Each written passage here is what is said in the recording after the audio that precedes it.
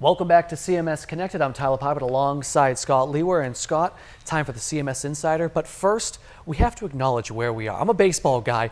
We're in the visiting locker room for the Boston Red Sox. So whatever team they're playing tonight, they're going to be in here in just a few hours. Exactly. Taking some hacks in here. That's I don't right. know about you. It kind of smells like sports in here, doesn't it? It has that kind of feeling. It's a good thing the video hasn't gotten yet to the ability of exactly providing the essence of where we are. But no, this is pretty amazing that these guys are in here taking batting practice just later this afternoon. Yeah, so what's interesting, that's why it's so quiet in here too, so the guys can literally just concentrate on hitting. So pretty cool for the final segment here on today's show. So let's get in and let's talk about what exactly we are in fact going to be discussing. Now, Microsoft recently announced that it has agreed to acquire LinkedIn with some 433 million users in an all-cash transaction for a jaw-dropping price of $26.2 billion.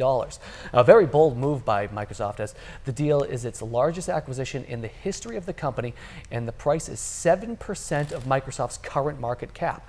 Now, according to what Microsoft said after the acquisition, LinkedIn CEO Jeff Weiner said, report to Microsoft CEO Nadella, but LinkedIn will continue to operate independently and will retain its brand after the acquisition. So Scott, interesting to say the least. Does this make sense right now?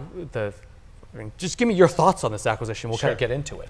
At the high level, unquestionably this makes sense. I mean, this makes a ton of sense. In fact, I think that every executive out there that could have possibly been a part of this is pretty jealous. I think it caught everyone by surprise. I don't think there was anybody that predicted this sort of this deal. But there are just so many ways that it does make sense. A couple of naysayers will cast, stones at it and say that they overpaid, but you can never tell that until much later on. But I think this was a really great move by Nadella, and we'll talk about some of the opportunities to earn money out of Well, I this. was going to say, go into the opportunity. What is the opportunity here for Microsoft when we actually look at this? I think there are a lot. I mean, many have talked, I've read a number of articles on this that analysts want to talk about the idea of enterprise social. Certainly bringing that in to kind of pair with the Yammer and SharePoint is certainly one place where this plays.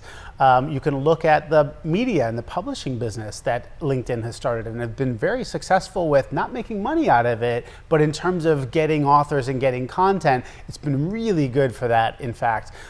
But the point that I think is one of the most interesting is the idea of the kind of data as a service and the services model, Tyler, that this brings. I think it's really, really, really a big opportunity for them. I was going to say, go into that a little bit more. What exactly do you mean by data as a service? Because I mean, we talked about data with Lisa. We've talked about this on a consistent basis. Explain that a little bit more to me as a service. Sure. So, first of all, I think everybody understands that both software and hardware eventually become commoditized, right, over time. And that means with the likes of, I don't need to explain that here in this segment, but it becomes commoditized over time.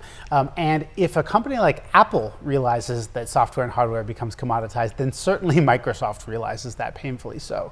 But Apple even announced at their Q1 announcement that they are a services company. They want to be viewed as a services company, thinking about iTunes and the App Store and Apple Pay, all of these ways of capitalizing on the data that's there and being able to create a services model that doesn't have to essentially kind of eat itself, as you can only replace your own products as opposed to being able to expand your market in a way that you can with services and have that kind of drive revenue with you.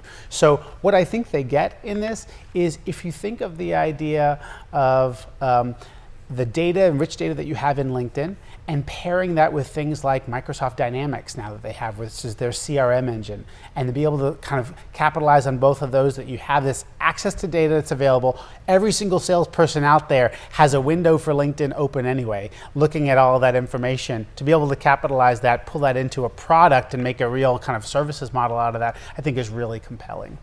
So one of the things I want to ask you about, we talked about Benioff earlier today, but go back to that. How does he kind of play into this situation here? Well, so we found out last week, in fact, that everybody was wondering kind of who bid up Nadella. Why did he pay such a premium for this? And actually, he wasn't bid up. In fact, Benioff has acknowledged that he was actually the first one in. He was set to buy, Salesforce was set to buy LinkedIn. And in fact, when LinkedIn went to go out, they had to basically go see if there were other bidders, and they basically called on Nadella and said, basically, we're about to sell ourselves here, and if you want in, you can be in. So I think here, is Satya Nadella coming back in and basically saying, touche back at you. You might have taken demand away from me according to my theory, Yep. but I'm taking a much bigger piece back from you.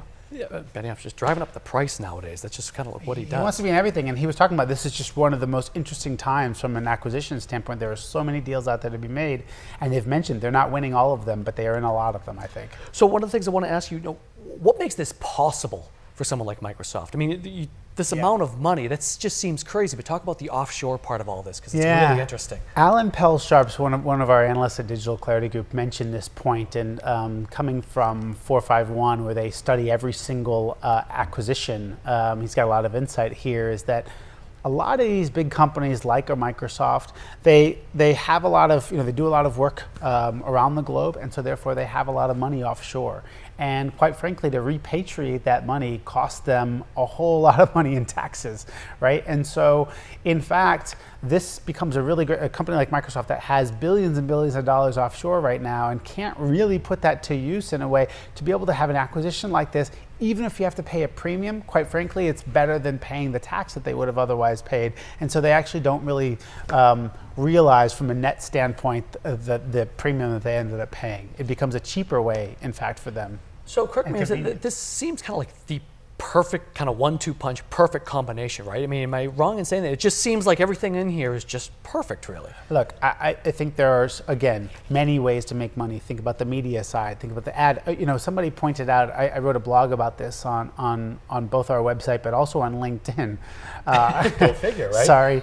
And one of the comments by another analyst who actually covers ad tech was that his point was Microsoft owns a big share of AppNexus, which is a big kind of ad tech platform. So the synergies that can possibly happen there, where LinkedIn really hasn't been able to make the turn to be really profitable from an advertising standpoint. They haven't gotten that model exactly right, but I think that Microsoft could do that. And the kind of synergies with AppNexus can help. So between advertising dollars, between the media play, between the services play that I like to talk about, between pulling it in and integrating it into their other applications, whether it's in Office 365. So talk about that the integration part, because that's the part that's interesting as well.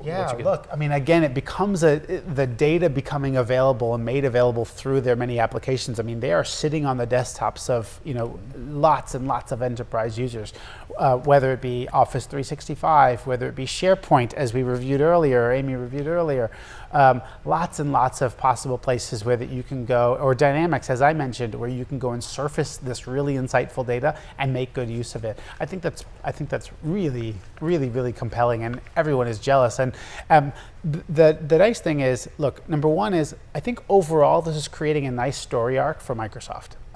Who would have thought that you could turn a ship like that? I mean, not that it wasn't exactly the Titanic. It wasn't going down per se, but we all know that Microsoft wasn't the most innovative. And I think that Nadella is really doing a major turn on a company like that in fairly short time. That's one thing that's really nice about this. And I think that everybody knows that LinkedIn is a kind of a major player, has a lot of data that everybody wants access to, and now that they own that, and the fact that Satya has actually had the LinkedIn CEO is going to report to him, but apparently it's still going to run as a business, it's going to keep its own brand, and I think that's also great for those LinkedIn employees as well, that they know they're going to be able to continue to innovate, fueled by the purse strings of a Microsoft, where quite frankly, look, a lot of them were being paid. I saw this as an article last week. A lot of them were being paid in stock incentives, and when their stock has taken such a hit, it was kind of hard to figure out if these guys are going to stick around or not. So anyway, I think there's a lot to in this deal. It makes a lot of sense for both sides for many reasons. Very cool.